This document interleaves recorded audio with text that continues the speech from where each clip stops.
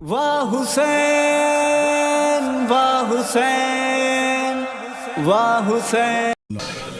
اجازت ہے ذکر شروع کیا جا سکے۔ موضوع گفتگو اس پاک معظمہ کی مقدس ترین ہستی ہے کہ جس موضوع پہ کسی بشر میں جرت نہیں کہ وہ لب کشائی کر سکے۔ وَمَا فاطمہ وَمَن فاطمہ وَمَا أَدْرَاكَ مَن فاطمہ۔ کوئی نہیں جانتا کہ فاطمہ کون ہے، کسی کو نہیں خبر کہ فاطمہ کیا ہے۔ یہ اللہ کا وہ چھپا ہوا راز ہے جس کی خبر صرف اللہ ہی جانتا ہے۔ مخلوق تک اس شہزادی کا تعارف نہیں ہے۔ آپ نے مجلس شہزادی سے منسوب کیا ہے، میں ممبر پہ کہوں کہ میں ان کے فضائل پڑھوں، میں ان کے مناقب پڑھوں۔ ہم اپنی اپنی معرفت کا کشکول سیدہ کی دہلیز پہ لے کے بیٹھتے ہیں، جو عطا ہو جائے گا اسے تبرک سمجھ میں آپس میں تقسیم کر لیتے ہیں۔ اس شہزادی کا کما حقہ تعارف زمین والوں تک پہنچا ہی نہیں۔ اس شہزادی کے بارے میں نسل آدم نہیں جانتی کہ وہ کیا ہے، کیونکہ حضرت آدم جو نسل انسانیت کا باپ ہے اسے بھی صرف اس اسم مبارک کی توقیر کا حکم تھا، حقیقت کا حکم نہیں تھا۔ بڑی روحانیت والی مجلس ہے، بڑا مخصوص سمجھ میں ہے۔ میں چاہتا ہوں کہ وہ موضوع پڑھا جائے جو ممبر کی تاریخ جس سے نا آشنا ہے۔ شہزادی کون ہے، شہزادی کیا ہے، یہ تعارف زمین والوں پہ نہیں پہنچا۔ اس شہزادی کو مانگنے کے لیے مصطفیٰ کو اللہ سے دعا مانگنی پڑتی ہے۔ وہ اللہ جس نے اسے نبوت بغیر مانگے عطا کی تھی، وہ اسے زہرا دعا کے ساتھ عطا کرتا ہے۔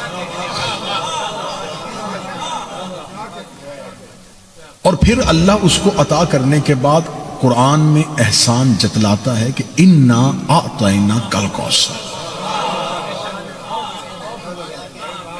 مصطفیٰ یہ بات ذہن میں رکھنا کہ میں نے تجھے نبوت و رسالت حکمت سے ساری چیزیں بغیر مانگے عطا کی ہیں، لیکن میرا یہ احسان نہ بھولنا کہ میں نے تجھے کوثر عطا کی ہے۔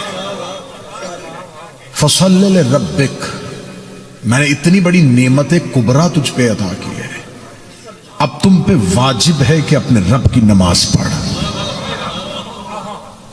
کیا اس آیت سے پہلے نبی نماز نہیں پڑھتے تھے؟ پڑھتے تھے۔ خدا نے فَصَلِّ لِرَبِّكَ کا حکم کیوں دیا؟ اس لیے کہ امت کے لیے نماز 5 واجب ہے۔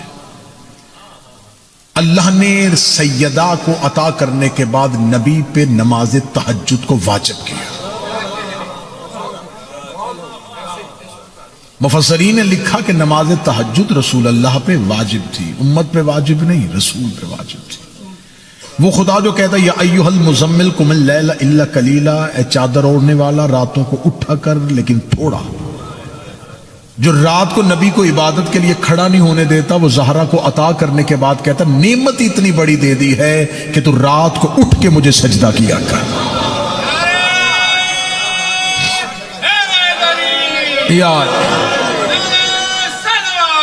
اللہم صلی علی محمد وآل محمد۔ بسم اللہ۔ اس شہزادی کا تعلق زمینی مخلوقات سے نہیں، یہ آسمانی ہے، یہ اللہ کا چھپا ہوا راز ہے۔ زمین پر اس شہزادی کا جو تعارف پہنچا وہ تعارف یہ ہے کہ یہ نبی کی بیٹی ہیں، امیر المومنین کی زوجہ ہیں اور حسنین کریمین کی ماں ہیں۔ تعارف یہ نہیں ہم کروائیں گے کہ اللہ نے اسے نبی جیسا باپ دیا، تعارف یہ ہے کہ نبی کو فاطمہ جیسی بیٹی ملی۔ تعارف یہ نہیں ہے کہ اس کو علی جیسا شوہر ملا، فضیلت یہ ہے کہ علی کو زہرا جیسی زوجہ ملی۔ باعث شرف یہ نہیں ہے کہ اس کو حسنین جیسے بیٹے ملے، حسنین کے لیے شرف یہ ہے کہ اسے زہرا جیسی ماں ملی۔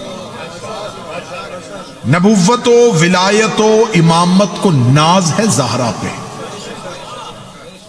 اگر آپ یہ کہیں کہ نبوت امامت ولایت اللہ کے عہدے ہیں اور جناب سیدہ پہ ناز کرتے ہیں تو حدیث کسا میں کیا پڑھتے ہیں؟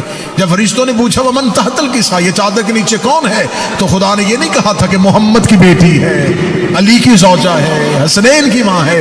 خدا نے کہا ہم فاطمہ تو و ابوہا، یہ فاطمہ ہیں، یہ فاطمہ کے باپ ہیں، یہ فاطمہ کے شوہر ہیں، یہ فاطمہ کے بیٹے۔ اب یہ زمین والوں کے لیے تعارف ہے رشتوں کی بنیاد پہ۔ میں بالکل نعروں سے بے نیاز ہو کے، داد سے بے نیاز ہو کے ایسی روحانی مجلس سنانا چاہتا ہوں جو آپ کی روح کی خوراک بنے۔ جناب سیدہ کا تعارف زمین والوں کے لیے رشتوں کے اعتبار سے، لیکن آسمان پہ سیدہ کا تعارف رشتوں کے اعتبار سے نہیں۔ سیدہ کے پاس اللہ کا دیا ہوا ایک عہدہ ہے، اللہ نے سیدہ کو ایک منصب عطا کیا، شہزادی زمین پہ اس منصب کے ساتھ اتری ہے۔ رشتے کا تعارف علیحدہ کریں، بی بی کے پاس اللہ کا دیا ہوا ایک منصب ہے، ایک عہدہ ہے، اور اس منصب میں سیدہ لا شریک ہے۔ رسول اللہ نبوت میں لا شریک نہیں، اللہ نے 1.25 لاکھ نبی بنائے۔ علی امامت میں لا شریک نہیں کہ اللہ نے 12 امام بنائے۔ کوئی معصوم عصمت میں لا شریک نہیں ہے۔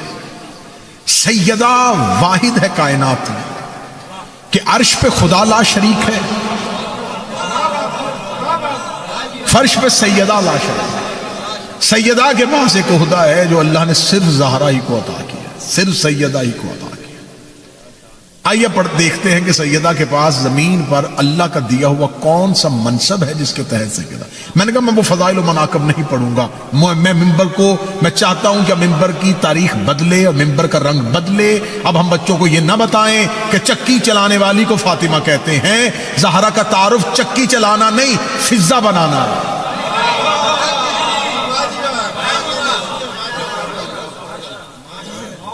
گھر میں جھاڑو دینے والی خاتون کا نام فاطمہ نہیں، دروازے پہ داڑھی سے جھاڑو دلوانے والے سلمان کی آقا زادی بننا تھا۔ اب رنگ بدلے ممبر کا، اب مزاج بدلے ممبر کا، سننے والوں کا مزاج بدلے تاکہ ہم ان چیزوں تک پہنچ سکیں۔ اللہ نے حضرت آدم سے ہدایت کا آغاز کیا، رسول اللہ تک آ کے خدا نے نبوت کو مکمل کیا۔ ہدایت کا سلسلہ نہیں رکا، اللہ نے نبوت کا سلسلہ روک دیا۔ اب نبی اللہ کے خزانے میں 1,24,000 تھے اور خدا نے آخری نبی کو آخری حج کے موقع پر آسمان کی آخری خبر زمین پر نشر کرنے کا حکم دے دیا۔ اللہ نے زمین پہ جو آخری خبر آسمان سے آئی، جو آخری میسج آسمان سے زمین والوں کے لیے اترا، وہ غدیر میں تھا مولا علی کی ولایت کا۔ کیونکہ نبی کا جو درجہ ہوتا ہے، نبی کا درجہ یہ ہوتا ہے، نبی لفظ ہے نبا سے، نبا کہتے ہیں خبر دینا۔ نبی کا کام ہوتا ہے آسمان کی خبروں کو زمین پر اتار، صرف وہ زمین والوں کو خبر دیتا ہے کہ اللہ نے آسمان سے یہ خبر بھیجی ہے۔ رسول جسے ارسال کیا جائے، جسے بھیجا جائے۔ نبی نے زمین پر آخری خبر دے دی، اور وہ آخری خبر کیا تھی؟ اپنے بعد امامت و ولایت۔ اب یہاں سے بھی میں مزاج بدلوں گا، آپ کا مزاج بدلے گا کہ ہمارے ہم ممبر سے یہ پڑھا جاتا ہے کہ خم غدیر کا اہتمام صرف مولا علی کی امامت کے لیے تھا۔ غلط۔ مولا علی کی حاکمیت اور مولا علی کی امامت کا اعلان اس سے بیشتر نبی اپنی زندگی میں کئی موقعوں پہ کر چکے ہیں۔ یہ من کن تو مولا فہذا علی مولا عرب والوں نے پہلی بار نبی سے نہیں سنا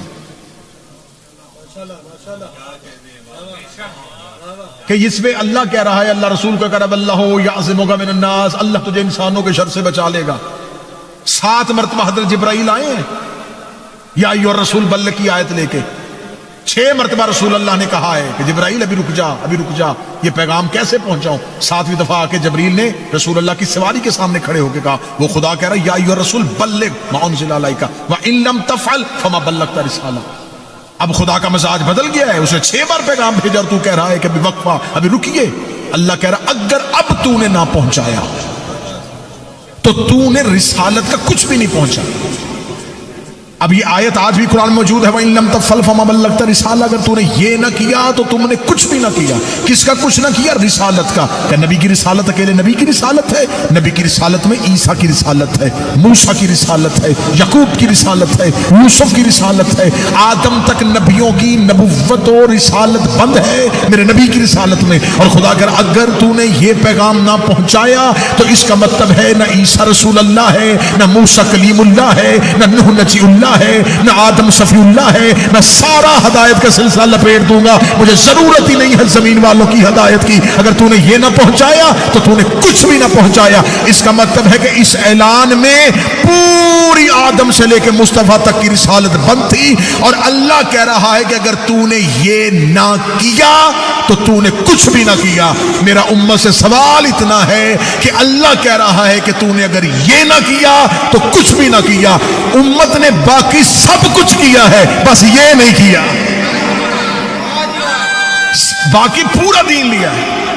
اور اللہ کیا کہہ رہا ہے؟ اگر تو نے یہ نہ پہنچایا تو نے کچھ بھی نہ پہنچا. اب شیعوں کے پاس غدیر پہنچی، من کنت مولا. آج تک شیعہ منبر پہ غدیر پڑی جاتی ہے، من کنت مولا فہذا علی مولا. اس سے آگے نہ مجمع سنتا ہے نہ خطیب پڑھتا ہے. اگر کسی نے نئی غدیر سنی ہو تو ضرور بولیے من کنت مولا فہذا علی مولا. اس پیغام کے لیے اللہ نے. اور اس کے بعد عرب والوں کا مزاج بدل گیا. عرب والوں نے نبی سے دشمنی اختیار کر لی، دوست دشمن ہو گئے، نبی کی جان کے ویری ہو گئے. اور خدا کہہ رہا میں تجھے بچاؤں گا. تو میرا اتنے مجمع سے سوال ہے کہ کیا یہ پیغام، کیا علی کی مولائیت کا اعلان عرب والوں کے لیے اتنا ناگوار تھا، اتنا وزنی تھا کہ ان کے مزاج بدل گئے اور وہ نبی کے دشمن ہو گئے؟ اس سے بڑے بڑے علی کے فضائل نبی پڑھ چکے ہیں. یہاں تو صرف لفظ مولا کہا ہے نا، صرف مولا کہا ہے. اس سے پہلے نبی نے نہیں کہا یا علی انت منی بے منزلت ہارون میں موسیٰ. اے علی تجھے مجھ سے وہی نسبت ہے جو ہارون کو موسیٰ سے. یا علی انت مثل الکعبہ. اے علی تو میری امت میں کعبہ کی مثال ہے. انا مدینۃ العلم وعلی بابھا. میں علم کا شہر ہوں، علی اس کا دروازہ ہے. اگر کسی نے آدم کا علم، نوح کا فہم، ابراہیم کا تقویٰ دیکھنا کچھ نہیں دیکھا تو علی کا چہرہ دیکھو. حب علی عبادہ، ذکر علی عبادہ. یہ ساری حدیث نبی اپنی زندگی میں کہہ چکے ہیں. نبی تو اپنی پوری زندگی میں 40 سال مکے کے، 23 سال مدینے کے بہانے ڈھونڈتے تھے علی کے فضائل پڑھنے کے. کبھی گھر میں علی کے فضائل، کبھی گھر میں علی کے فضائل، کبھی مسجد میں علی کے فضائل، کبھی صحن میں علی کے فضائل، کبھی بازار میں علی کے فضائل. حتیٰ کہ نبی اتنا علی علی پڑھنے سے محبت کرتے تھے کہ میدان جنگ میں لشکر ایک دوسرے کے سامنے موت کا بازار گرم کیے ہوئے ہوتے تھے اور نبی درمیان میں کھڑے ہو کے کہہ رہے ہوتے تھے 12 ظالمان کلو اللہ کل کفر. وہ دیکھو کل ایمان کل کفر کے مقابلے پہ جا. نبی میدان جنگ میں کھڑے ہو کے علی کے فضائل پڑھ دیا کرتے تھے. نبی گھر کے اندر علی کے فضائل پڑھتے تھے. نبی بازار میں پڑھتے تھے. اتنے فضائل پڑھے، اتنے فضائل پڑھے کہ اسلام کی پہلی دعوت میں رسول نے، یہ لفظ مولا عرب والوں کے لیے نیا نہیں تھا. یہ تو آخری دعوت ہے. اور اسلام کی پہلی دعوت دعوت ذوالعشیرہ میں نبی کہہ رہے ہیں یا علی انت خلیفۃ من بعدی و وصی و وزیری. علی تو میرے بعد میرا خلیفہ، میرا وصی اور میرا وزیر ہے. تو جنہوں نے پہلی دعوت میں علی کا خلیفہ کا اعلان سن لیا تھا، علی کی مولائیت کا اعلان سن لیا تھا، علی کی حاکمیت کا اعلان سن لیا تھا، علی کو بستر محمد پہ دیکھ لیا تھا، علی کو میدان خیبر میں جاتا ہوا دیکھ لیا، خندق میں جاتا ہوا دیکھ لیا، وہ لفظ مولا سن کے گھبرا گئے. اس کا مطلب ہے غدیر اب تک پوری نہیں پہنچی. نبی نے 3.5 گھنٹے تقریر کی ہے. پرانوں کا ممبر بنا کے کیا صرف من کن تو مولا کہہ کے خطبہ مکمل ہو گیا؟ نہیں. نبی نے خطبہ ایسے تو مکمل نہیں کیا. نبی نے اللہ کی حمد و ثنا بیان کی، اللہ کی نعمتوں کا ذکر بیان کیا، اپنے ما سبق انبیاء کی باتیں کی، آنے والی آسمانی کتاب اور صحائف کا تذکرہ کیا. پھر نبی نے اپنی رسالت کی بات کرتے کرتے نبی نے جب اپنے دینی احکامات اور دینی تعلیمات اور دینی خدمات کے بارے میں اعتراف کرواتے کہا النبی اولا بالمؤمنین من انفسہم. بتاؤ کیا نبی تو مومنین کے جانوں میں سے زیادہ حقدار ہے؟ سب نے کہا بلا، ہم یہ یقین رکھتے ہیں کہ تو ہی ہماری جانوں میں سب سے زیادہ حقدار ہے. نبی نے فرمایا اللہ مولایا، اللہ میرا مولا ہے، وانا مولاکم، میں تمہارا مولا ہوں، ومن کنت مولا ہو فحاز فہذا علی مولا, اللہ میرا مولا ہے, میں تمہارا مولا ہوں, اور جس کا میں مولا ہوں اس کے بعد اس کا علی مولا ہے. نبی نے یہاں خطبہ مکمل نہیں کیا, یہاں تک آگے لوگ بھی پریشان نہیں ہوئے تھے, آگے والا مجمع بھی نہیں گھبرایا تھا. نبی یہاں تک بات کرتے تھے, نہ مجمع میں تفریق پڑتی, نہ لوگ علی سے دشمنی کرتے, نہ نبی کا جنازہ چھوڑتے. یہاں تک نبی کی تقریر مکمل نہیں ہوئی. نبی نے کہا من کنت مولا فہذا علی مولا. کوئی مشکل کتاب ڈھونڈنے کی ضرورت نہیں ہے, آپ اس ترقی یافتہ دور میں رہتے ہیں, آپ کی جیب میں دنیا کی لائبریریاں ہیں, آپ اپنا سیل فون نکالیے گا, آپ اپنی زبان میں جس کو سمجھتے ہیں نبی کا خطبہ قدیر نکالیے گا, اس پورے خطبہ قدیر کو پڑھیے گا. کیا من کنت مولا کے بعد خطبہ مکمل ہو گیا؟ نبی نے کہا جس کا میں مولا ہوں اس کا یہ علی مولا ہے, اس علی کے بعد اس کا بیٹا حسن مولا ہے, اس کے بعد اس کا بیٹا حسین مولا ہے, اس کے بعد اس کا بیٹا مولا ہے, اس کے بعد اس کا بیٹا مولا ہے, اور آخر میں وہ آئے گا جس کا نام میرے نام کے ساتھ ملتا ہوگا. پھر نبی نے غیبت کبریٰ پڑھی, پھر نبی نے غیبت صغریٰ پڑھی, پھر نبی نے ظہور کی علامتیں پڑھی. جب نبی نے غدیر سے علی کی امامت سے لے کے آخری امام تک کی امامت کا اعلان کر دیا تو خدا نے فرمایا اب کافر تیرے دین سے مایوس ہو گئے.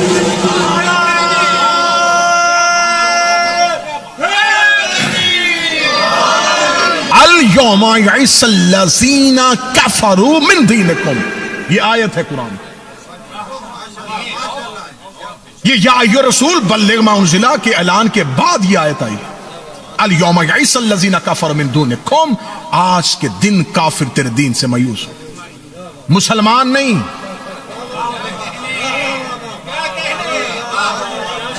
اب کافر تیرے دین سے مایوس ہو گئے. انہوں نے تو کلمہ ہی پڑھا تھا کہ تیرے بعد حکومت لیں گے, تیرے بعد تخت لیں گے, تیرے بعد سلطنت لیں گے.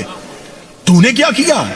اور یقین مانیے گا انہیں خبر تھی کہ نبی علی کی امامت کا اعلان کریں گے. رسول اللہ نے اپنے آخری حج کے موقع پر ادھر رسول مولا علی کی حاکمیت اور امامت کے اعلان کا تذکرہ کرنے کے لیے تیاری کر رہے تھے, ادھر حجر اسود کے قریب بیٹھ کے لوگ میٹنگ کر رہے تھے کہ ہمیں خبر ہے کہ اپنے بعد اپنے بھائی علی کی حاکمیت کا اعلان کر دے گا. کچھ نہیں ہوتا. کتنی دیر چلے گی علی کی حکومت؟ کتنی دیر چلائے گا علی؟ رسول کے دنیا کے جانے کے بعد ہم ایسی خانہ جنگی برپا کریں گے, ہم علی کو حکومت نہیں چلانے دیں گے, آخر ہم علی کو قتل کر دیں گے, پھر علی کے بعد ہم حکومت سنبھال لیں گے, کیونکہ اس نے تو صرف علی ہی کا اعلان کرنا ہے نا, نس تو صرف یہ علی کی دے گا. لیکن اللہ نے ان کے سازش کو بھانپ لیا. خدا نے فرمایا صرف علی کی امامت کا اعلان نہ کرنا, قیامت تک کی امامت کا اعلان. آؤ جا کے گوگل پہ جا کے خطبہ غدیر کو سرچ کیجئے گا, رسول اللہ نے ہمارے آخری امام کا نام خطبہ غدیر میں 4 مرتبہ لیا ہے. ظہور کی علامتیں پڑھی ہیں, غیبت کبریٰ پڑھی ہے, غیبت صغریٰ پڑھی ہے, پھر آخری امام کا زمین پہ اترنا پڑا ہے.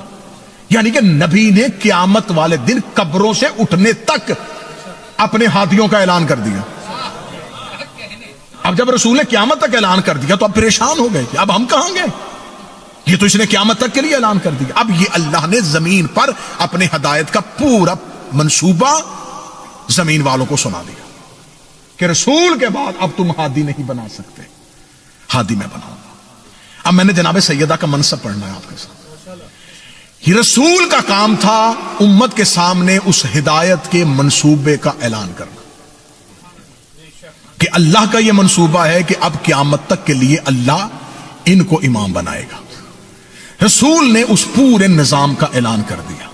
اعلان کرنے کے بعد رسول دنیا سے چلے گئے. ان کے پاس عہدہ تھا نبوت کا, صرف خبر دینے کا, وہ خبر دے کے چلے گئے. اس نظام نے شروع ہونا تھا امیر المومنین سے, وہ علی امام تھے. اللہ کا کام ہے نظام بنانا, نبی کا کام ہے اس نظام کی خبر زمین والوں کو پہنچانا, امام کا کام ہے اس نظام کے ذریعے دین کو نافذ کرنا. امام اپنی مرضی سے دین کو, اپنی مرضی سے اپنی امامت کو نافذ نہیں کرے گا. جیسے اللہ کسی کو زبردستی اپنی توحید نہیں منواتا, نبی زبردستی کسی کو اپنی رسالت نہیں منواتا, امام بھی زبردستی اپنی امامت نہیں منواتا. اب نبی کا کام تھا اس نظام کا اعلان کرنا. اس نظام کا پہلا نمائندہ علی تھا. اس نظام کو رسالت سے لے کے علی تک پہنچانا. رسول دنیا سے جا رہے ہیں, علی تک یہ نظام پہنچا نہیں. وہ نبی ہے, یہ امام ہے. اب نبوت اور امامت کے درمیان اللہ کو ایک ایسا عہدہ چاہیے جو اس نظام کو نبوت سے لے اور امامت تک پہنچائے. اب اللہ کو یہاں پر ایک عہدے کی ضرورت ہے, یہاں ایک منصب کی ضرورت ہے جو اس نظام کو نبوت سے لے اور امامت تک پہنچائے. اب اگر اس نظام کو اللہ نے پہنچانے کے لیے ایک عہدہ چاہیے تو اب ایک عہدہ اللہ کے پاس نبوت ہے، وہ دے چکا ہے، امامت تک نظام پہنچانا ہے۔ اب درمیان میں ایک ایسا عہدہ چاہیے جو نبوت سے کم بھی نہ ہو، امامت سے کم بھی نہ ہو۔ اللہ نے نبوت سے اس نظام کو بچا کے امامت تک پہنچانے کے لیے زمین پر ایک ہی ہستی اتاری ہے جسے فاطمہ کہتے ہیں۔ جناب سیدہ زمین پر اللہ کے اس نظام کو نبوت اور امامت کے درمیان لے کے جانے کے لیے الہی نمائندے کی حیثیت سے اتری ہے۔ شہزادی کو صرف مصائب کی صورت میں نہ سننا، شہزادی کے اثر اسرار کو۔ میرے 7ویں اور میرے 11ویں شہنشاہ دونوں کا فرمان ہے، نحنو حجج الخلائق و امنا حجتنا علینا، ہم مخلوقات پر حجت ہیں اور ہماری ماں ہم پر حجت۔ حجت کسے کہتے ہیں؟ دلیل کو۔ تمہارے سامنے اللہ کے ہونے کی دلیل ہم ہیں، ہمارے سامنے اللہ کے ہونے کی دلیل ہماری ماں ہے۔ میں ابھی مجمع کا معیار دیکھ رہا ہوں کہ مجھے اس معیار پہ جانا ہے کہ جہاں یہ تم جنس خرید سکو۔ چلیں اگر 2-4 ہاتھ اٹھے ہیں اور ذہن عادی ہوئے ہیں تو پھر میں اگلا سطر کہتا ہوں، امام نے زمین پہ یہ حدیث کہہ کے دنیا کو بتایا کہ تمہارے سامنے اللہ کو ثابت کرنے کے لیے تمہیں اللہ دیکھنے کی ضرورت نہیں، ہم دلیل ہیں، اور ہمیں بھی اللہ دیکھنے کی ضرورت نہیں، ہماری ماں دلیل ہے۔ وَأُمُّنَا حُجَّتُنَا عَلَيْنَا، ہماری ماں پر حجت ہے۔ جناب سیدہ انسانوں پر حجت نہیں، حجتوں پر حجت۔ سیدہ حجتوں پر حجت۔ حجت کسے کہتے ہیں؟ آج تو ہر انسان کے ساتھ لکھ دیا جاتا نا حجت حجت حجت۔ حجت کسے کہا جاتا ہے؟ حجت کہتے ہیں دلیل کو۔ دیکھیں پڑھا لکھا مجمع میرے سامنے تشریف فرما ہے، کچھ چیزیں انسان کے، 2 چیزیں ہوتی ہیں، 2 ہی منطق کی ایک بحث ہے، 2 چیزیں ہوتی ہیں، یا معلوم یا مجہول، یا کوئی چیز معلوم میں ہوتی ہے یا وہ مجہول میں ہوتی ہے۔ مثلا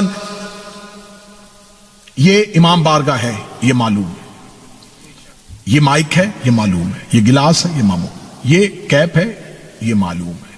جو چیز انسان کے علم میں ایسے ہو کہ جس کی تصویر بھی ہو اور تصدیق بھی ہو، اسے معلوم کہتے ہیں۔ یہ منطق کی اتنی مشکل بحث ہے اور میں اسے آسان کر کے پڑھنے لگا۔ جس کی تصدیق بھی ہو شاہ صاحب اور جس کی تصویر بھی ہو، اسے معلوم کہتے ہیں۔ جس کی تصدیق ہو اور تصویر نہ ہو، اسے مجہول کہتے ہیں۔ مثلا یہ مائک ہے، یہ معلوم ہے کیونکہ تصدیق بھی ہے، تصویر بھی ہے۔ فرشتہ ہے، یہ معلوم نہیں، یہ معلوم میں نہیں آئے گا کیونکہ تصدیق ہے، تصویر نہیں ہے۔ جنت ہے، تصدیق ہے، تصویر نہیں۔ توراۃ انجیل زبور ہے، تصدیق ہے، تصویر نہیں۔ نبی زمین پر اترے تھے، آدم سے لے کے عیسیٰ تک آئے تھے، تصدیق ہے، تصویر نہیں ہے۔ مذہب اسلام میں زیادہ چیزیں مجہول ہیں، کم چیزیں معلوم ہیں۔ حجت کسے کہتے ہیں؟ منطق والے کہتے ہیں جو مجہول کو معلوم کر کے دکھائے اسے حجت کہتے ہیں۔ جو کسی چیز کو آپ کے جہل سے نکال کے آپ کے علم میں لے آئے،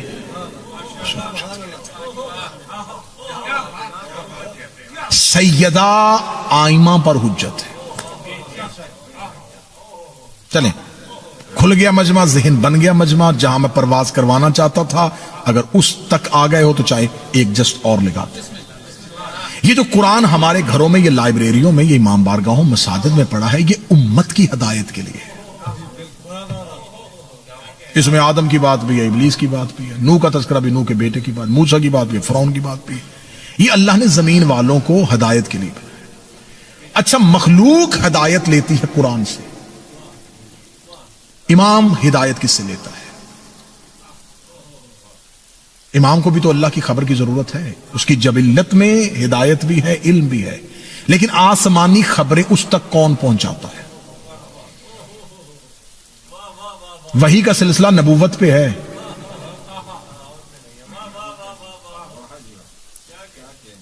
تو اب آئمہ کے پاس کیا تھا؟ اب یہ مذہب جعفریہ کی ضروریات میں سے یہ چیز ہے۔ معصوم فرماتے ہیں کہ تم ہدایت لیتے ہو قرآن سے، ہم آئمہ اپنے اپنے دور کی امامت کے حالات جس سے لیتے ہیں اس کتاب کا نام مصحف فاطمہ ہے۔ مصحف کہتے ہیں اس کتاب کو جو جناب زہرا پہ ہے، کیونکہ رسول کے بعد جبرائیل کا زمین پہ آنا بند نہیں ہوا تھا۔ رسول اللہ کے بعد جبریل امین اسی شدت سے زمین پر آتے تھے جس طرح رسول کی زندگی میں آتے تھے، اور اللہ کی آسمانی خبریں جناب زہرا کو سناتے تھے۔ اللہ زہرا سے سرگوشیاں کرتا تھا، توحید سیدہ سے گفتگو کرتی تھی، مولا علی اس گفتگو کو املا کرتے تھے، لکھتے تھے۔ میرے چھٹے شہنشاہ فرماتے ہیں الکافی، التہذیب، الاستبصار، شیعہ مذہب کی معتبر کتابیں بہار تک کی منبر پہ لے آؤ۔ امام فرماتے ہیں کہ وہ جو مصحف فاطمہ ہے اس میں ایک حرف بھی تمہارے قرآن کا نہیں ہے۔ اس میں ہر امام کے دور کے حالات لکھے، کس امام کے دور میں کیا کیا ہوگا، صرف حالات نہیں لکھے، اس امام کے شیعوں کے نام بھی لکھے۔ تو ہم ہر دور کا امام اپنی دادی پر اترے ہوئے اس مصحف سے ہدایت لیتا ہے۔ اس مصحف پہ لکھا ہے کہ کس نے تلوار نکالنی ہے، کس نے زندان میں جانا ہے، کس نے ہجرت کرنی ہے، کس نے وطن چھوڑنا ہے، کس نے گھر سے نکلنا ہے۔ یہ سارے حالات ہم تک جو اللہ کے پہنچائے ہیں یہ ہماری دادی کے ذریعے سے ہم تک پہنچے۔ وہ مصحف فاطمہ کا تذکرہ جب آیا تو یہاں پر شیعوں پر ایک الزام لگانا شروع کر دیا، تمہارا تو ایک اور قرآن ہے، جبکہ اس پر ہمارا، کیونکہ وہ ہے ہی اماموں کے لیے، ہے ہی آئمہ کے لیے، اور مولا فرماتے ہیں اس کا حجم تمہارے قرآن سے 3 گنا زیادہ بڑا ہے۔ اور اس وقت وہ مصحف فاطمہ 12ویں کے پاس ہے، اور 12ویں کے پاس وہ اس مصحف میں لکھا ہے کہ اس نے ظہور کب کرنا ہے۔ یہ جو کہتے ہیں نا ظہور کی خبر صرف اللہ کو ہے، صرف اللہ کو نہیں، زہرا کو بھی پتا ہے۔ موضوع پسند ہے یا نہیں پسند؟ اب جناب سیدہ کے پاس اللہ کا دیا ہوا ایک منصب ہے، اس منصب کے تحت سیدہ زمین پر اتری۔ اب سیدہ نے اس سلسلہ ہدایت کو، اس نظام ہدایت کو جو امام کے ذریعے نافذ ہونا ہے اسے بچا کے امام تک لے کے آنا تھا۔ رسول اس پورے نظام کا اعلان کر کے چلے گئے غدیر میں۔ امت نے دیکھا کہ رسول ایک نظام بنا گئے ہیں، ایک پورا سسٹم لانچ کر رہے ہیں کہ یہ نظام ہوگا جس کے ذریعے ہدایت چلے گی۔ امت نے فوراً ایک فیک، ایک فیبریکیٹڈ، ایک نیا سسٹم خود بنایا، جس میں ایک امیر بنایا، ایک وزیر بنایا۔ یہ ہے نظام۔ امت نے ایک نیا نظام بنایا تاکہ اللہ کے نظام کے مقابلے پہ ایک اپنا نظام لے کے آئے۔ اس نظام کو بنانے کے لیے انہیں لوگوں کی ضرورت تھی۔ رسول اللہ کی زندگی آخری حج سے لے کے رسول کی رحلت تک 70 دن بنتے، 70 دن میں امت نے پوری تیاری کر لی۔ مدینے میں میٹنگیں رسول کے آخری حج کے بعد شروع ہو گئے، مہاجرین کو خرید لیا گیا، سب کو ووٹوں کے ذریعے، کسی کو پیسہ دے کے خریدا جا رہا ہے، کسی کو کسی طریقے سے خریدا جا رہا ہے کہ رسول کی آنکھیں بند ہوتے ہی ہم علی کو اتنا اکیلا کر دیں گے کہ اگر علی اپنے نظام کو نافذ بھی کرے گا تو کن کے ذریعے؟ جن کو ہدایت کی ضرورت ہے، جنہوں نے اس نظام کو ماننا ہے، وہ ہمارے ساتھ کھڑے ہوں گے۔ تو جب ہم علی کو قبول ہی نہیں کریں گے تو علی اس نظام کو لے کے کیسے آئے گا؟ پھر علی کے حق میں بات کون کرے گا؟ ہم تو علی کے حق میں بات کرنے والا کوئی نہیں چھوڑیں گے۔ 70 دن پورے مدینے میں میٹنگیں ہوتی رہی۔ خبر اللہ نے رسول کو پہنچا دی کہ مدینہ میں ایسی ایسی میٹنگز ہو رہی ہیں کہ جس میں تیرے نظام کو فلاپ کرنے کی، تیرے نظام کو ختم کرنے کی کوشش کی جا رہی ہے۔ اب یہاں پر کچھ تاریخی حقائق ہیں جن سے منبر کسی مصلحت یا کسی مجبوری کے تحت پردہ نہیں اٹھاتا، لیکن مصلحت اور مجبوری میں نے سیدہ سے خیرات میں مانگی ہی نہیں ہے۔ جتنی دیر زندگی ہے اپنی قوم کے بچوں کو حقائق پہنچاتا رہوں گا۔ اب یہاں پر رسول نے اپنے آخری دنوں میں ایک لشکر ترتیب دیا جسے لشکر اسامہ کہتے ہیں۔ ایک 17 سال کا ایک ینگ بچہ، ایک 17 سال کا نوجوان زید بن حارثہ کا بیٹا اسامہ، رسول نے سارے مدینے کے لوگوں کو کہا جاؤ اسامہ کے پیچھے اور ایک لشکر لے کے چلے جاؤ، لشکر لے کے نکلو کدھر؟ حبش کی طرف۔ حبش مدینے سے کتنا فاصلہ ہے؟ 900 کلومیٹر، بغیر وجہ کے، نہ وہاں پر کوئی جنگ کے اثرات ہیں، نہ وہاں پر کوئی سازش ہو رہی ہے، نہ کوئی تحریک چل رہی ہے، اور نبی کہہ رہے نکلو مدینے سے، تاکہ سب کو مدینے سے نکالوں اور صرف علی اور بنی ہاشم کو رکھوں، تاکہ میرے بعد اس نظام کو کوئی زحمت نہ ہو، یہ نظام نافذ ہو سکے۔ لشکر اسامہ کا تذکرہ بخاری سے کہیں گے، مستدرک حاکم سے کہیں گے، سب سے پہلی کتاب اہل سنت کی جو ہے وہ سیرت اسحاق ہے، ابن اسحاق ابن حشام سے لے کے آتے جاؤ اور مولانا مودودی تک چلے جاؤ، سب نے لکھا ہے لشکر اسامہ کا تذکرہ۔ آپ یوٹیوب کھول کے دیکھ لیں گے تو لشکر اسامہ پہ اہل سنت سکالرز کی بڑی تقریریں آ جائیں گی کہ لشکر اسامہ کی عمر کتنی تھی؟ 17 سال۔ اسے کس نے بنایا تھا امیر؟ رسول نے۔ اور پیچھے کون ہے؟ 50 60 60 70 سال کے صحابی، اور نبی ان کو کہہ رہے ہیں اس کے پیچھے چلو۔ نبی نے 17 سال کے لڑکے کو امیر کیوں بنایا؟ کیونکہ رسول کے بعد انہوں نے جو علی سے حاکمیت چھیننی تھی، یہ کہہ کے چھیننی تھی کہ علی کی عمر چھوٹی ہے۔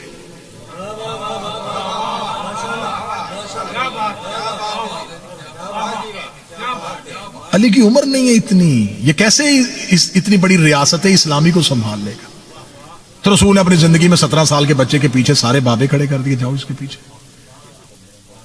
اور رسول نے، اور پوری رسول کی زندگی میں رسول نے ایک عبادت کے لیے یہ حکم نہیں دیا کہ اگر تم نے نماز نہ پڑھی تو یہ، روزہ نہ رکھا تو یہ۔ لشکر اسامہ کے لیے صحیح بخاری، مسلم، مستدرک حاکم سب نے لکھا کہ رسول نے فرمایا جس نے لشکر اسامہ کے ساتھ نہ گیا اللہ کی اس پہ لعنت ہوگی۔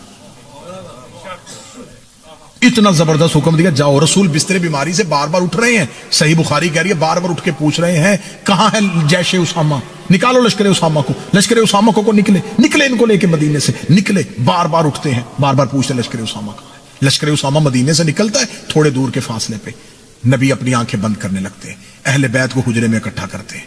جو ہی اہل بیت حجرے میں آتی ہے تو نبی کی بیویوں میں سے 2 فوری طور پہ ایک قاصد کو بھیجتی ہے۔ لشکر اسامہ بھی مدینے سے 12 میل کے فاصلے پہ پہنچا ہے، وہ جا کے خبر دیتی ہیں کہ کدھر جا رہے ہو، واپس پلٹو۔ نبی کی آنکھیں بند ہونے لگی ہیں اور نبی بنی ہاشم کو اکٹھا کر کے علی کی حاکمیت کو نافذ کرنے لگے۔ وہاں سے 2 لوگ رات کی تاریکی میں نکلتے ہیں، یہ مدینے کے اندر داخل ہوتے ہیں، نبی اپنے حجرے پہ آنکھیں بند کر کے لیٹے ہیں۔ ام ایمن روایت کرتی ہے کہ نبی اپنے سر کو اٹھاتے ہیں، نبی ایک زوجہ قریب آ کے کہتی ہے یا رسول اللہ لیٹے رہیں، فرمایا شیطان مدینے میں داخل ہو رہا ہے۔ بہت بڑا فتنہ مدینے میں داخل ہو رہا ہے، لوگ لشکر اسامہ کو چھوڑ دیتے ہیں، نبی کے حجرے میں لڑائی ہوتی ہے، نبی کے حجرے میں جھگڑا ہوتا ہے، نبی کاغذ قلم مانگتے ہیں، انکار کر دیا جاتا ہے۔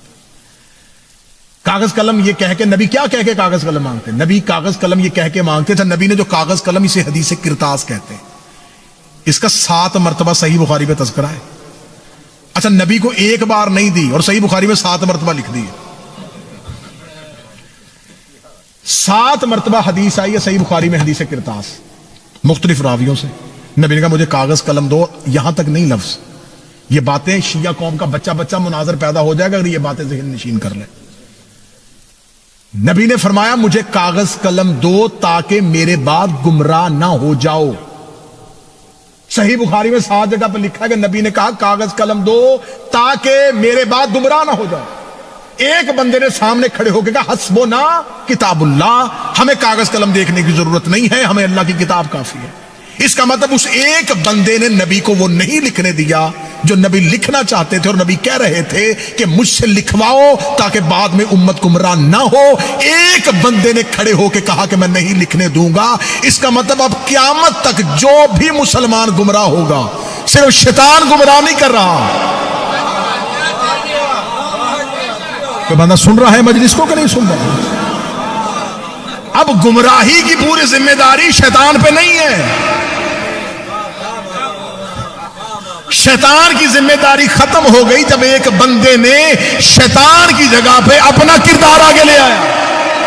تو اس کا مطلب اب قیامت تک کے لیے جب بھی کوئی مسلمان شیطان پہ لعنت کرے گا صرف شیطان پہ لعنت نہیں ہو رہی،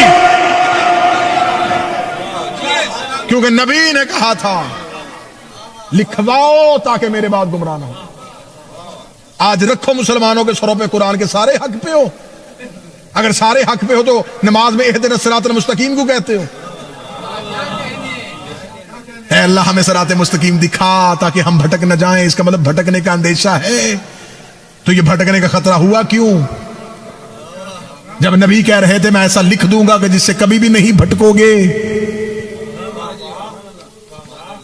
ایک واحد ہم ہیں جو ہم کہتے ہیں اہدنا الصراط المستقیم. ہم نہیں کہتے ہمیں صراط مستقیم دکھا, ہم کہتے ہیں ہمیں صراط مستقیم پہ قائم رکھ. ہمیں بھٹکنے کا اندیشہ ہے ہی نہیں ہے. اب آپ یوٹیوب پہ جا کے ان سکالرز کو کھولیں گے, وہ حدیث کرتاس میں کہتے ہیں یہ شیعوں نے باتیں بنائی ہوئی ہیں. اگر رسول نے کہا تھا کہ کاغذ قلم دو, اگر انہوں نے تو اس محبت میں کہا تھا کہ رسول کی طبیعت ٹھیک نہیں ہے. وہ 7 وجہ ہیں, میں 7 وجہوں پہ پورے لیکچر ریکارڈ کروا چکا ہوں. ایک ایک وجہ پہ جتنی وجہ کی ہم نے سب کو کاؤنٹر کیا ہے کہ ایک ایک وجہ جو ہے وہ ساری غلط وجہ ہیں کہ اس لیے کاغذ قلم نہیں دیا کہ وہ ایسا کچھ نہ لکھ دیں کہ بعد میں امت سے وہ نہ ہو اور امت گناہ گار ہو جائے. اچھا نبی کو اس بات کی خبر زیادہ ہونی چاہیے تھی یا اس بندے کو ہونی چاہیے تھی؟ میں نے ایک ایک وجہ تلاش کی اور میں نے ان کی کتابوں میں سے ایک ایک وجہ ڈھونڈی ہے کہ ان کے علماء کیا لکھ کے گئے ہیں, کیا لکھا ہے انہوں نے, کیوں نہیں دیا, ایک بندے کو کیوں کہہ کے بچا رہے ہیں, کیا دلیل دے رہے ہیں. 7 دلیلیں مجھے ملی ہیں, 7 ہی دلیلیں آج تک ہیں. نہیں جی رسول اس لیے نہیں لکھوانا چاہتے تھے کہ رسول اللہ اس وقت اتنی تیز بخار میں تھے اور وہ کہتے تھے کہ نبی کو لکھنے میں زحمت ہوگی. اچھا اس لمحے جو نبی کو زحمت ہوگی اس جملے کے بجائے یہ نہیں کہا گیا کہ آپ کو زحمت ہوگی. جواب میں کہا گیا ہمیں اللہ کی کتاب کافی ہے. اچھا اس لمحے رسول کی یہ آفیشلی ڈیوٹی تھی. رسول کو اس کی آفیشل ڈیوٹی سے اس لیے محروم کیا گیا کہ ان کو زحمت نہیں ہوگی اور امت پوری گمراہ کر لی. پھر یہاں پر ایک استدلال یہ دیا جاتا کہ اس وقت حجرے میں علی بھی تو تھے, انہوں نے دیا تو علی نے کیوں نہیں دیا. ایک بندہ ڈاکٹر کے پاس گیا, ڈاکٹر سے کہتا جی میری طبیعت خراب ہے. ڈاکٹر کہتا میں نسخہ لکھ دیتا ہوں.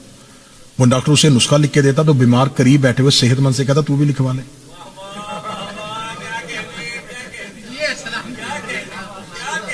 تو وہ صحت مند کہے گا بیمار تو ہے, نسخہ میں کیوں لکھواؤں. رسول لکھوا رہے تھے گمراہوں کے لیے. کوئی بندہ بیٹھا ہوا کہ نہیں بیٹھا ہوا؟ لکھوانا انہیں تھا جنہیں گمراہی کا خطرہ تھا. علی معصوم ہے.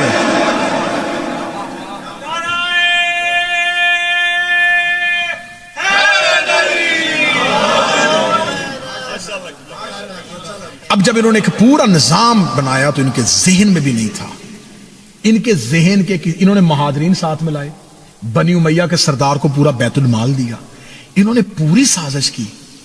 ان کے وہم و گمان میں بھی نہیں تھا کہ علی کے پاس زہرا جیسی ایک طاقتور آواز ہے. انہیں خبر ہی نہیں تھی کہ کبھی زہرا بھی دربار میں آ سکتی ہے. انہیں پتہ ہی نہیں تھا کہ سیدہ علی کے حق کے لیے اتنی سامنے کھل کے آ جائیں گے. انہوں نے پورے مدینے کو سنبھالنے کا بندوبست کیا, لیکن علی کے پاس ایک مضبوط توانا آواز تھی زہرا کی صورت. اب کسی بھی اہل سنت سے آپ بحث کریں تو آپ اس سے سوال کیجئے گا. سوشل میڈیا پہ میرے بچے جو بحث کرتے ہیں پوچھئے گا, اہل سنت کے مصادر میں جناب زہرا کی عصمت ثابت ہے. امام فخر الدین رازی نے ایک جملہ لکھا ہے, انہوں نے کہا نبیوں کی عصمت جو ہے وہ کلی نہیں ہے, زہرا کی عصمت کلی ہے. اب فخر الدین رازی کا بیان ہے, وہ کہتا ہے صاحب تفسیر کبیر, وہ یہ کہتا ہے کہ نبیوں کی عصمت میں ترک اولا کی گنجائش ہے, زہرا کی عصمت میں ترک اولا کی گنجائش نہیں ہے. میں کوشش کیا کرتا ہوں کہ میں مشکل باتوں کو اتنا فلٹر کروں, اتنا آسان کروں کہ ایسا پانی ہو جو ہر حلق سے نیچے اتر جائے, پریشانی کسی کو نہ ہو. اب لکھ دیا ان سب نے کہ سیدہ معصومہ ہے. سیدہ کو معصومہ نہ لکھتے تو پھنس جاتے, کیونکہ سیدہ آیا مباہلہ میں گواہ بن کے گئی ہوئی ہے. جناب زہرا کو معصومہ لکھنا ان کی مجبوری تھی, کیونکہ انما یرید اللہ کی آیت ان کے گلے میں ہڈی بن کے پھنسی ہوئی تھی کہ اگر انما یرید اللہ کی آیت اہل بیت کے لیے آئی ہے تو زہرا کو معصومہ نہیں بنائیں گے تو یہ آیت کدھر لے کے جائیں گے. اب سیدہ کو معصومہ لکھ دیا.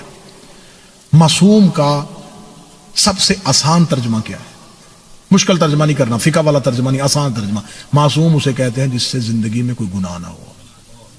اس سے آسان طرح بچوں کو سمجھانے والا ترجمہ، جس سے کبھی کوئی گناہ سرزد نہ ہو، جس سے کبھی زندگی میں کوئی واجب چھوٹے نہ، کوئی حرام ہو نہ، اسے کہتے ہیں معصوم. دیکھیں جب آپ کورٹ میں کھڑے ہوتے ہیں نا تو آپ کو سامنے والے وکیل کی آنکھوں میں آنکھیں ڈالنی ہوتی ہیں کہ اس کی زبان سے جملہ نکلے اور ہمارے پاس اس کو دلیل آگے سے موجود ہو. میں چاہتا ہوں کہ مذہب جعفریہ کے بچوں کے لیے جو دلائل میں لے کے آ رہا ہوں، یہ دلائل آپ صرف سن کے واہ واہ نہ کریں، ان دلائل کو نشر کریں. جناب زہرا معصومہ ہے. معصوم وہ ہوتا ہے جسے کبھی کوئی گناہ نہ ہوا. اب مذہب اہل سنت کے واجبات میں سے ایک وجوب یہ ہے کہ سلام کہنا سنت ہے، جواب دینا واجب ہے.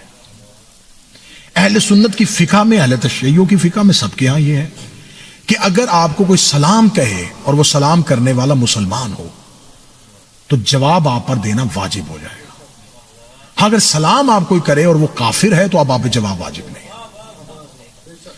یہاں تک ہے کہ آپ نماز پڑھ رہے ہیں اور حالت نماز میں آپ مسجد میں ہیں، نماز پڑھ رہے ہیں اور مسجد کے اندر کوئی بندہ آگے اونچی آواز میں کہتا سلام علیکم، تو اب آپ نماز کے اندر جواب دیں گے وعلیکم السلام. اس سے آپ کی نماز باطل نہیں ہوگی، کیونکہ واجب کے اندر واجب آ جائے تو کوئی حرج نہیں ہوتا. میں بات جو جمع 2 4 کروں گا، نتیجہ اتنا آسان کروں گا جس طرح الجبرا میں ہوتا ہے نا کہ بات کہیں ہوتی ہے اور نتیجہ کوئی نکل آتا ہے. تو اب سلام کہنا سنت، جواب دینا واجب، شرط یہ ہے کہ بندہ مسلمان ہو. اب اہل سنت نے لکھا ہے کہ زہرا معصومہ ہے، اہل سنت نے لکھا ہے کہ سلام کا جواب دینا واجب ہے، اور معصوم وہ ہوتا ہے جس سے زندگی میں واجب ترک نہ ہو. اور پھر صحیح بخاری نے لکھا ہے کہ زہرا گھر میں بیٹھی تھی، 2 بندوں نے آ کے سلام کیا اور زہرا نے جواب نہیں دیا.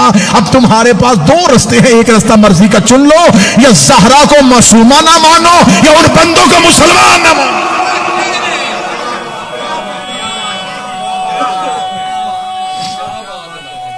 بسم اللہ. یا تو یہ مانو کہ سیدہ معصومہ نہیں، یا پھر یہ مانو کہ بندے مسلمان نہیں. تو جب بندے مسلمان نہیں، بسم اللہ، جب بندے مسلمان نہیں تو مسلمان کی اطاعت مسلمان کر سکتا ہے، کافر کی اطاعت نہیں کر سکتا. اکیلی سیدہ نے ان کے پورے نظام کو ختم کر دیا. اللہ نے اسی نظام کو تباہ و برباد کرنے کے لیے زہرا کو وہ الہی منصب دیا تھا. سیدہ دربار میں آئی اور دربار میں ایک تقریر ایسی کی جس سے خلافت کی دھجیاں اڑا دی. علی زمین پر اللہ کا وکیل ہے اور زہرا زمین پر علی کی وکیل ہے. ہائے ہائے ہائے ہائے ہائے. اللہ کو زمین پر اپنا نظام بچانے کے لیے علی کی ضرورت ہے. اللہ نے احد میں اپنا نظام بچایا علی کے ذریعے، بدر میں علی کے ذریعے، خیبر میں علی کے ذریعے، خندق میں علی، فتح مکہ علی. ساری زندگی علی اللہ کا نظام بچاتا. اب علی کو نظام بچانے کے لیے زہرا کی ضرورت پڑی.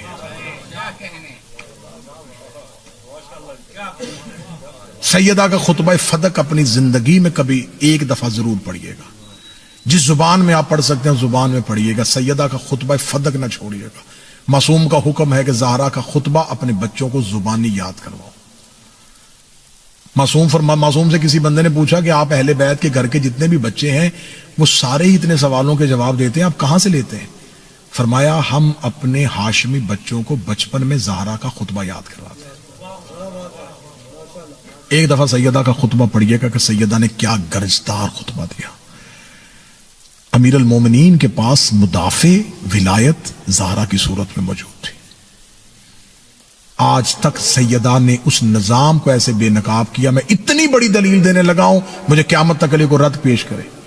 آج تک نئے شیعہ ہونے والے کسی بندے سے پوچھیں، وہ علی کی تلوار پڑھ کے شیعہ نہیں ہوتا.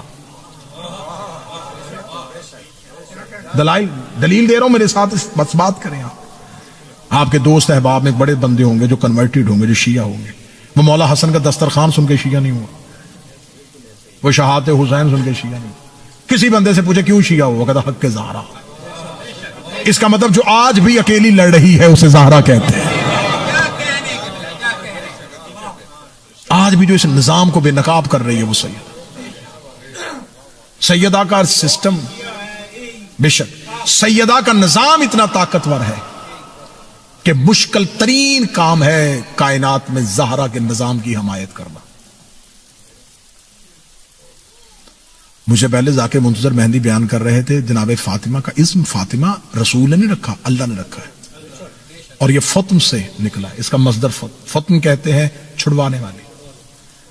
اس کے بارے میں رسول اللہ نے کہا، پوچھا کہ اس نے، یا رسول اللہ، اور اس نام سے اہل بیت کو اتنا پیار ہے، میرے مولا فرماتے ہیں کہ اپنے گھر میں ایک بچی کا نام فاطمہ رکھو۔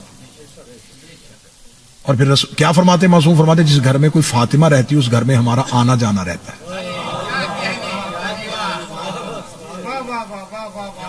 ایک شخص نے آ کے معصوم سے کہا، مولا میرے گھر میں، چھٹے شہنشاہ کے، مولا میرے گھر میں بچی کی ولادت ہوئی۔ مولا فرمایا کیا نام رکھا؟ اس نے کہا مولا میں نے اپنی آپ کی جدہ کے نام پہ اس کا نام فاطمہ رکھا۔ امام بڑے خوش ہوئے، خوش ہونے کے بعد کہتے اب میں تمہارے گھر رہوں گا۔ مولا اب نوکر کے گھر تشریف لائیں گے، فرمایا تو نے بچی کا نام ہی ایسا رکھ دیا ہے، اب مجھے تیرے گھر آنا پڑے گا۔ اور یہ کہنے کے بعد امام نے فرمایا جو بھی اپنی کسی بچی کا نام فاطمہ رکھے گا ہم اس کے گھر آئیں گے۔ جس کا نام فاطمہ رکھو پھر جھڑکنا نہیں۔ اس اسم سے اہل بیت کو بڑا پیار تھا۔ بس میں آخری بات کہنے لگا، فضائل کس کا نام فاطمہ، فطم، فطم کہتے ہیں چھڑوانے والی۔ رسول سے پوچھا آپ کی بیٹی کا نام فاطمہ کیوں؟ فرمایا دوزخ سے چھڑوانے والی۔ اچھا باقی سارے بچانے والے ہیں۔ کاش اسی جملے پہ میری مجلس تمام ہوتی۔ اہل بیت میں سے ہر کوئی بچانے والا ہے، زہرا چھڑوانے والی ہے۔ بچایا ہر کسی کو جاتا ہے، چھڑوایا ہمیشہ مجرم کو جاتا ہے۔ سائل کو دیا جاتا ہے، مظلوم کی داد رسی ہوتی ہے۔ ہمیشہ چھڑوایا کسے جاتا ہے؟ جس کا جرم ثابت ہو جائے۔ زہرا چھڑوائے گی جہنم کی آگ کے شعلوں سے۔ معصوم نے فرمایا تھا 7 جگہوں پہ میری دادی کی محبت تمہیں فائدہ دے گی۔ میرے مولا کا فرمان ہے، میری ماں فاطمہ کی محبت تمہیں 7 جگہوں میں فائدہ دے گی۔ بندے نے پوچھا مولا کون سی؟ فرمایا پہلی قبر، دوسری محشر، تیسری روز محشر پہ امال کے وقت، چوتھی میزان کے وقت، پانچویں کوثر پہ آ کے، چھٹی صراط پہ آ کے، ساتویں جنت کے دروازے میں داخل ہوتے ہوئے۔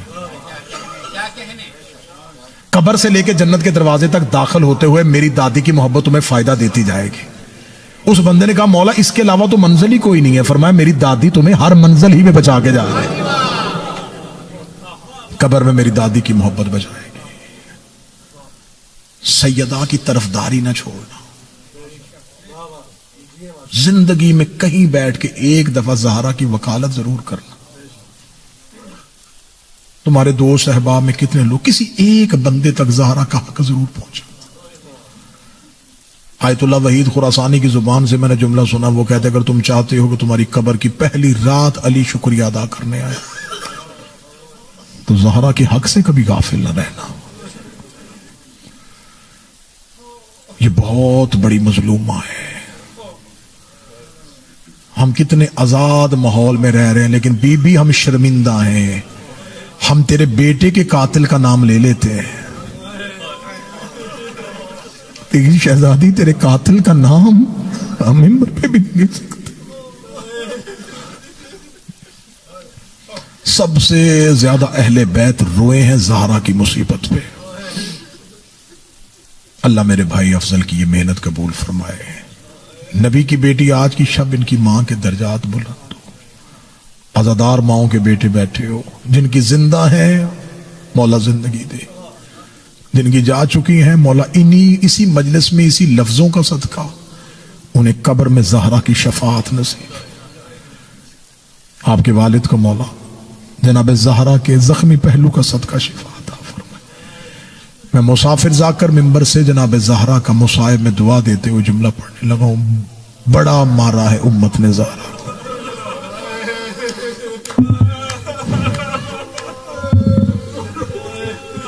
ابھی ذاکر منتظر جملہ پڑھ رہے تھے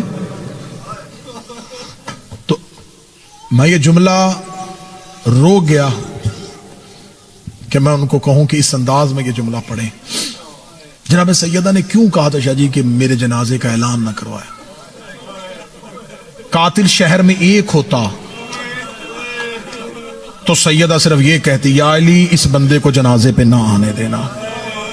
سیدہ نے وصیت میں کہا مدینے میں اعلان نہ کرنا، سارے مدینے نے مل کے مارا ہے فاطمہ کو۔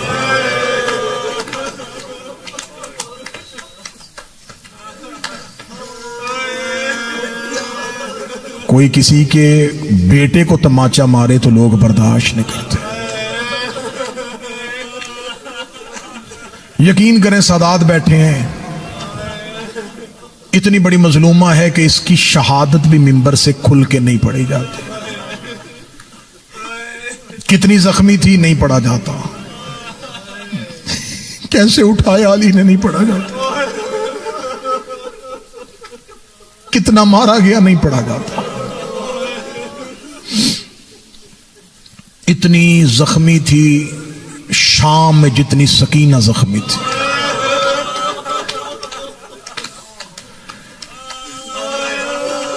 جو رو رہے ہو حسین کی ماں تیرا رونا قبول فرمائے، اونچی آواز میں رونا زہرا کی سنت ہے۔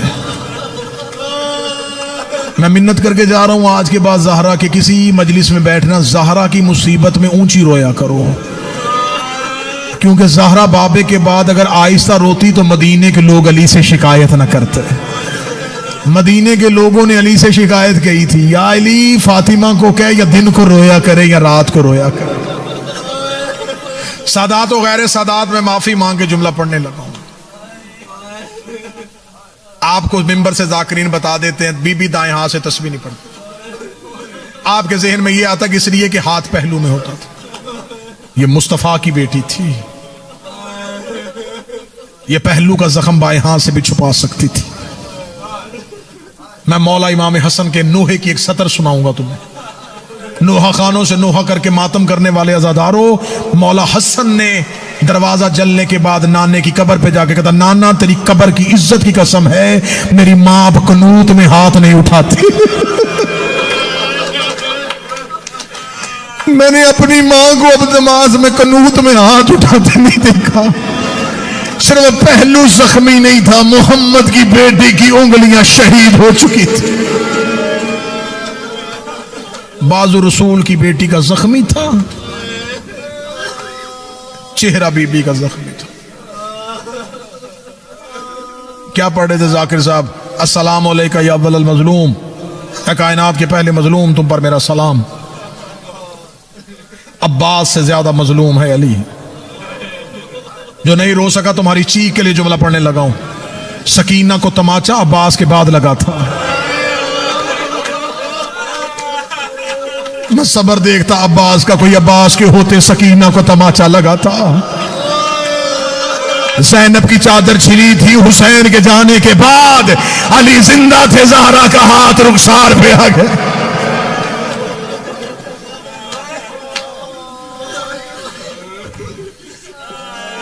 نہ کسی کو بی بی کی تاریخ شہادت کا پتہ ہے، نہ بی بی کی قبر کا پتہ ہے۔ چھپی ہوئی ہے قبر آج بھی بطول کی۔ علماء کہتے ہیں 3 جگہوں پہ زیارت پڑھو، قبر رسول پہ کھڑے ہو کے زہرا کی زیارت پڑھو، ریاض الجنہ میں کھڑے ہو کے پڑھو، جنت البقیع میں پڑھو۔ جنت البقیع کی روایت اس لیے زیادہ مشہور ہے کہ مدینے کے لوگ کہتے ہیں ہم نے رات ہی رات کے بعد علی کو زہرا کی جنازے کو لے کے جنت البقیع میں جاتے دیکھا تھا۔ یہ کسی کو بھی نہیں پتا کہاں چھپایا ہے علی نے بطول کو. مولا علی نے زہرا کی قبر کا نشان مٹا دیا. میں جملہ کھل کے نہیں پڑھوں گا ورنہ میرا جگر پھٹ جائے گا یا مجمع میں کوئی مر جائے گا. مجھ پہ سوال کرو تو جو ہمارے شہر میں مسافر بن گیا ہمیں بتاؤ تو صحیح علی نے بطول کی قبر چھپائی کیوں تھی؟ میں جملہ چھپا کے پڑھنے لگا ہوں. علی کو زہرا کی قبر کا وہی خطرہ تھا جو حسین کو اصغر کی قبر کا خطرہ تھا. جو حسین کو اصغر کی قبر کا ڈر تھا علی کو وہی خطرہ تھا. علی نشان مٹا کے آ گئے تھے. آدھی آدھی رات کو جنت البقیع میں علی اونچی آواز میں قرآن پڑھتے تھے. قرآن پڑھ کے لوگوں کو بتاتے تھے خبردار علی پہرا دے رہا ہے. اور جو آگ لے کے دروازے پہ آ گئے کہیں بیل سے لے کے قبر پہ نہ جائے.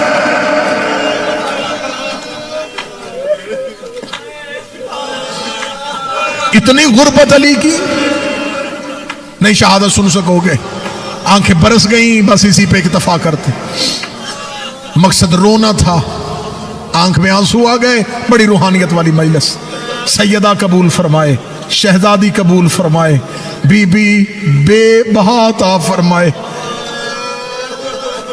یہ جس شب میں بیٹھے ہو نا یہ زینب کی پہلی شام غریباں ہے.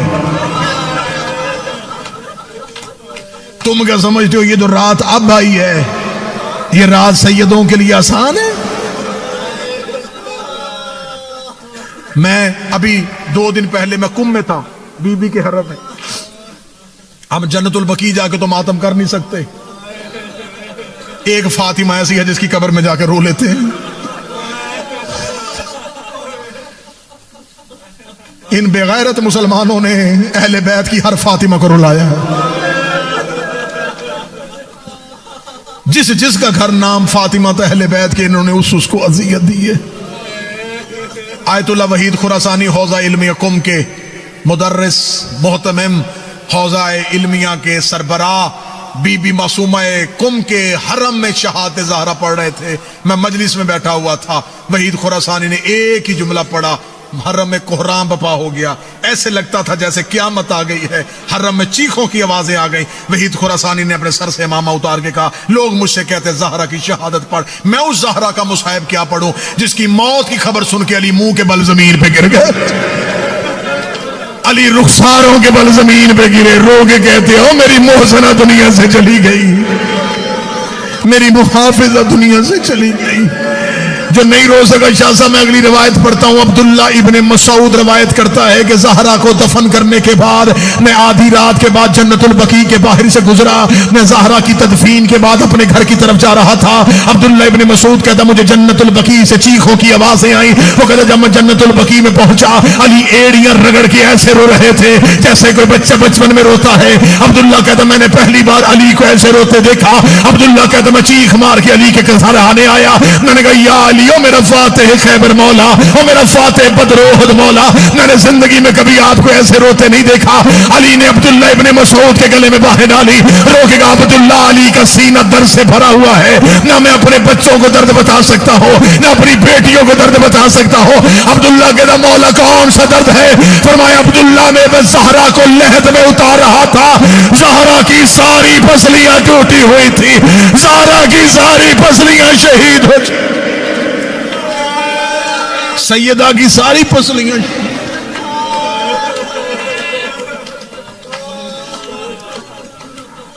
بس آج کی شب کا ایک روایت سن. 3 جمادی الثانی کا دن گزر چکا. جو شہادت کے بعد شب آتی ہے نا یہ سیدوں کی پہلی شام غریباں ہیں. میں منبر سے دعا کرتا ہوں میرے اللہ اولاد چھوٹی ہو تو ماں نہ مرے. اولاد چھوٹی ہو ماں نہ مرے. اللہ نہ کرے خاک مدہن اولاد چھوٹی ہو باپ مر جائے ماں بچے پال لیتی ہے. اولاد چھوٹی ہو ماں مر جائے نا شادی باپ سے بچے نہیں پالے جاتے. پھر رشتہ دار خواتین آتی ہے. کوئی کہتی تیرا یہ بچہ میں پال دیتی ہوں, کوئی کہتی ہے یہ بیٹی مجھے دے دے. انہیں پتہ ہے باپ سے اولاد پالی نہیں جاتی. ماں کینسر کی مریضہ بھی ہونا اسے موت سے ڈر اس لیے لگتا ہے، وہ لوگوں سے کہتی دعا کرو مجھے موت نہ آئے، میرے بچے ابھی بڑے چھوٹے ہیں، میرے بچے میرے بغیر مر جائیں گے۔ اولاد چھوٹی ہو، ماں کو مرنے سے ڈر لگتا ہے۔ اللہ جانے کتنا ستایا تھا مسلمانوں نے زہرا کو۔ زینب و حسین ابھی چھوٹے تھے، جو زہرا قبر محمد پہ جا گئی، بابا میں مرنا چاہتی ہوں، بابا اب زہرا کو موت آ جائے، بابا اب مجھ سے سانس بھی نہیں لیا جاتا۔ اولاد چھوٹی تھی اور سیدہ موت مانگ رہی تھی، اللہم عجل وفاتی، میرے اللہ میری موت کو میرے قریب کر دے۔ میرا مولا تمہیں اولاد چھوٹی ہو نا، اللہ نہ کرے، آپ نے، ہم نے، سب نے کئی دفعہ یہ منظر دیکھا ہے، کہیں کہیں ایسا ہوتا ہے اولاد چھوٹی ہو، ماں مر جائے نا، مہمان دن کو بچوں کو سنبھال لیتے، کوئی بچے کو بازار لے جاتا ہے، کوئی دکان پہ لے جاتا ہے، بچے کو گھر کے اندر نہیں جانے دیتے، اسے ماں نہ پتہ چل رہی، لیکن اس گھر میں قیامت تب آتی ہے جب ماں کے بعد پہلی رات آتی ہے۔ وہ سارا دن میں بہلنے والا بچہ رات کو پوچھتا ہے میری ماں کہاں ہے، میری اماں کہاں ہے، کیونکہ چھوٹے بچے ماں کے پہلو میں سوتے ہیں۔ بچوں کو ماں کے بعد پہلی رات قیامت کی رات ہوتی ہے۔ زہرا کو دفنانے کے بعد علی گھر آئے، علی نے نماز شب کے لیے مصلی بچھایا، فضا کی آواز آئی یا علی ابھی نماز شروع نہ کرنا۔ علی کی آواز آئی فضا کیا ہوا؟ بی بی دیکھ دی یا علی چراغ روشن کر، وہ دیکھ دروازے پہ تیری زینب سو گئی، وہ مٹی پہ تیرا حسن سو گیا، وہ ریت پہ تیری کلثوم سو گئی۔ یا علی میں پورا گھر تلاش کر رہی ہوں، مجھے حسین کہیں نہیں مل رہا۔ جب اتنا کہا مجھے حسین کہیں نہیں مل رہا، بھول گئی علی کو زہرا کی غربت۔ علی مدینے کی گلیوں میں دوڑے، علی کی آواز آئی حسین بابا تجھے ڈھونڈ رہا، حسین بابا تجھے ڈھونڈ رہا۔ جب علی جنت البقیع میں پہنچے تو حسین ماں کی قبر پہ منہ رکھ کے رو رو کے کہہ رہا اماں مجھے نیند نہیں آ رہی، اماں میری حویلی اجڑ گئی، اماں میرا گھر خالی ہو گیا، اماں میری بہنیں مٹیوں پہ سو گئی، اماں تیرا حسین تیرے بغیر نہیں سوئے گا، چل ماں تجھے گھر لے کے چلو، اماں تیرا حسین غریب ہو گیا۔